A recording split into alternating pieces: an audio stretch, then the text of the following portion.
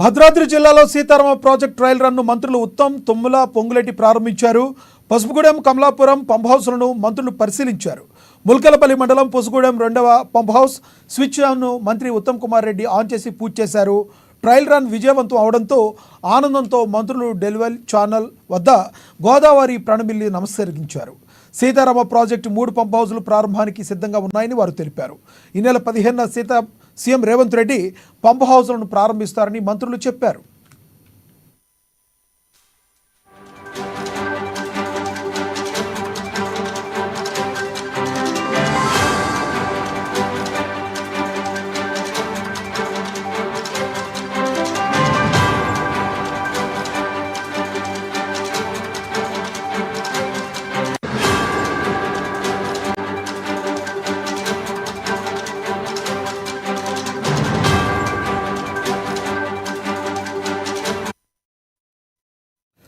Breaking news చూస్తున్నాం.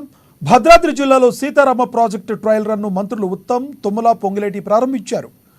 పుసుగూడెం, Kamalapuram pump హౌస్లను మంత్రులు పరిశీలించారు. ముల్కలపల్లి మండలం పూసుగూడెం 2వ పంప్ హౌస్ స్విచ్ను మంత్రి ఉత్తమ్ కుమార్ రెడ్డి ఆన్ చేసి పూజ చేశారు. ట్రయల్ రన్ విజయవంతం అవడంతో ఆనందంతో మంత్రులు డెలివరీ ఛానల్ వద్ద గోదారమ్మకు ప్రణమిల్లి నమస్కరించారు. సీతారామ ప్రాజెక్టు 3 పంప్ హౌస్లు ప్రారంభానికి సిద్ధంగా ఉన్నాయని వారు తెలిపారు. ఈ నెల 15న సీఎం రేవంత్ రెడ్డి పంప్ హౌస్లను ప్రారంభిస్తారని మంత్రులు చెప్పారు. ఈరోజు 2వ లిఫ్ట్ తర్వాత 3వ లిఫ్ట్ కూడా ట్రయల్ రన్ చేసుకుంటున్నాం.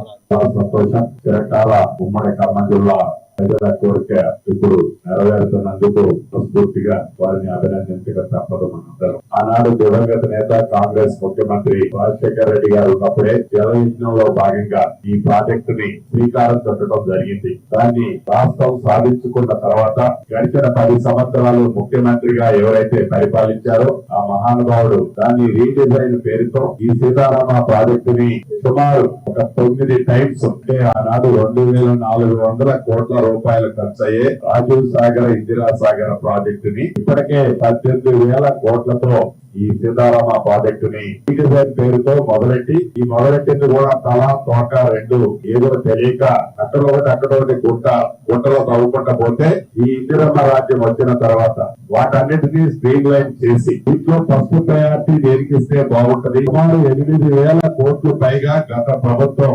నిరుపయోగంగా ఖర్చు పెట్టిన డబ్బుని ప్రజలకి, రైతాంగానికి ఉపయోగపడే విధంగా దాన్ని స్ట్రీమ్ లైన్ చేసి ఈనాడు రాబోయే కొద్ది రోజుల్లోనే ఈ సీతారామ ప్రాజెక్టుని గౌరవ ముఖ్యమంత్రి రేవంత్ రెడ్డి గారి చేతుల మీదుగా మనం ప్రారంభించుకోబోతున్నాం.